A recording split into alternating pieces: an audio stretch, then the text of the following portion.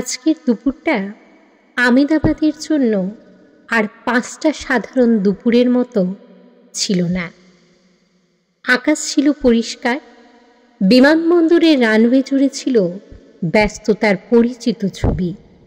ঘড়ির কাঁটা যখন স্থানীয় সময় দুপুর 1:38 ছুঁয়েছে, তখনই এক বিশাল ব্রোইং 787-8 ড্রিমলাইনার তার ইস্পাতের ডানা মেলে মাটি ছেড়েছিল।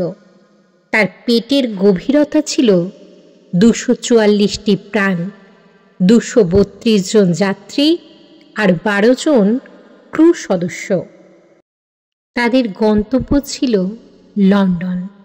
কারো চোখে ছিল নতুন জীবনের স্বপ্ন, কারো মনে ছিল বিদেশে থাকা প্রিয়জনদের সঙ্গে মিলিত হওয়ার আকুলতা। কতজন ছাত্রছাত্রী উচ্চশিক্ষার জন্য পাড়ি দিচ্ছিলেন, কত পরিবার ছুটি কাটাতে যাচ্ছিল, কত মানুষ ফিরছিল নিজের কর্মস্থলে। উড়ানের মুহূর্তে জানালার ধারে বসা যাত্রীরা হয়তো দেখছিলেন কিভাবে তাদের প্রিয় শহরটা ধীরে ধীরে ছোট হয়ে আসছে। তারা জানতেন না এই দেখাই শেষ দেখা। উড্ডয়নের ঠিক পরে কন্ট্রোল রুমের রাডার স্ক্রিন থেকে হঠাৎই উধাও হয়ে যায় বিমানটির সবুজ বিন্দু। ফ্লাইট রাডারের শেষ তথ্য অনুযায়ী বিমানটি তখন মাটি থেকে মাত্র 625 ফিট উচ্চতায় ছিল এবং তখনও উপরে ওঠার চেষ্টা করছিল। আর তারপরই নেমে আসে সেই ভয়ঙ্কর অনন্ত নিস্তব্ধতা। সব যোগাযোগ বিচ্ছিন্ন। কয়েকশো টন ওজনের একটি যন্ত্র ভেতরে জীবন্ত মানুষের আশা আকাঙ্ক্ষা নিয়ে তখনও পৃথিবীর নিয়ন্ত্রণের বাইরে এক অনিবার্য পরিণতির দিকে ছুটে চলেছে।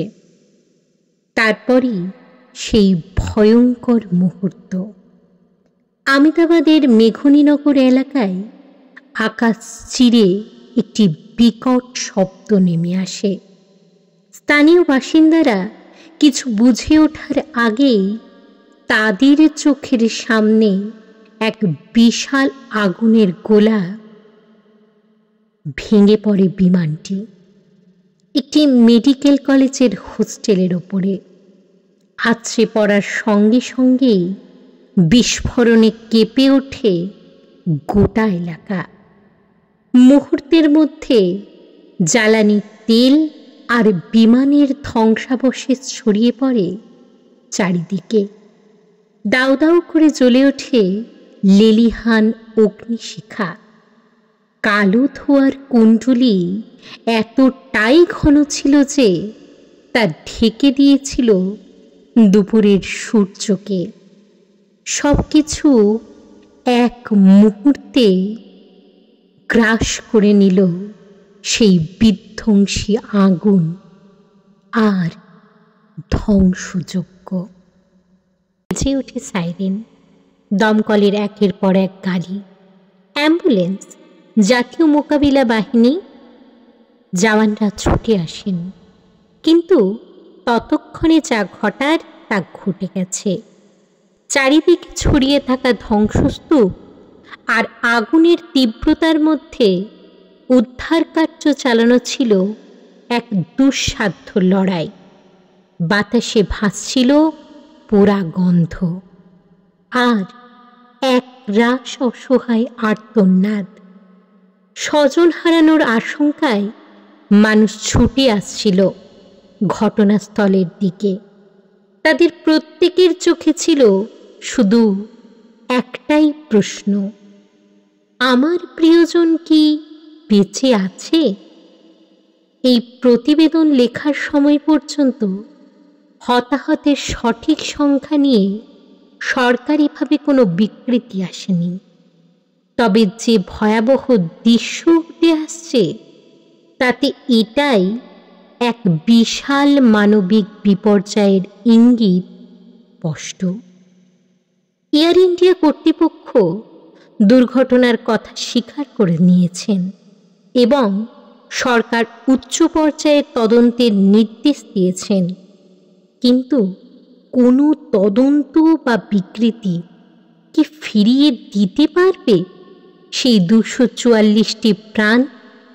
যেরকমভাবে তারা মাটি ছেড়েছিল, ফিরিয়ে দিতে পারবে সেই সব ভেঙে যাওয়া স্বপ্ন, অসম্পূর্ণ থেকে যাওয়া ফোনালাপ, আর শেষবারের মতো না বলা কথাগুলো? আজকের এই দুর্ঘটনা শুধু কিছু সংখ্যার হিসাব নয়, এটা শত শত পরিবারের স্বপ্ন ভেঙে যাওয়ার শব্দ। এটা সেই সব মানুষের শেষ যাত্রার এক করুণ ইতিহাস, যারা ভেবেছিল আকাশপথে তারা পৌঁছে যাবে নিজের গন্তব্যে, কিন্তু তার বদলে তারা হারিয়ে গেল আগুনের শিখায়। ভারতের অসামরিক বিমান পরিবহনের ইতিহাসে আজকের এই দিনটি এক কালো অধ্যায় হয়ে থেকে যাবে। আজকের আকাশটা আর আগের মতো নীল নেই। আজকের আকাশ শোকের রঙে ঢেকে গেছে।